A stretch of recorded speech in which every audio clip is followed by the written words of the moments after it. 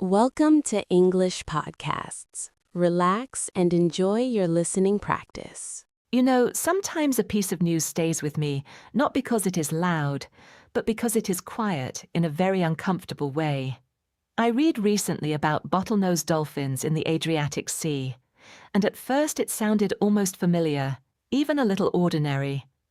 Dolphins following fishing boats, waiting for food, moving through the water behind the engines. But the more I thought about it, the less ordinary it felt. What is happening is that dolphins in parts of the Adriatic are now relying more and more on trawlers, which are large fishing boats that drag heavy nets through the sea. These boats disturb the seabed, catch fish, and leave behind scraps, damaged animals, or unwanted catch. For a hungry dolphin, that can look like an easy meal. But, well, the important detail is that this is not just clever behavior or a cute example of animals adapting. Scientists are saying it is probably a sign that the sea itself has become much poorer. Researchers watched trawlers in 2 areas of the Italian Adriatic over many days and many inspections, and they found that in some places, dolphins were following a very high number of these boats. In older research from the 1990s, fewer than 1 in 10 trawlers had dolphins behind them. Now, in one region, the number can be closer to 3 out of 4. That is a huge change, and it suggests that natural prey is becoming harder for them to find. And this is where the story becomes kind of painful, because dolphins are intelligent, social animals. Young dolphins watch their mothers and learn how to feed behind boats. So this risky habit can be passed from one generation to the next, almost like a new survival lesson.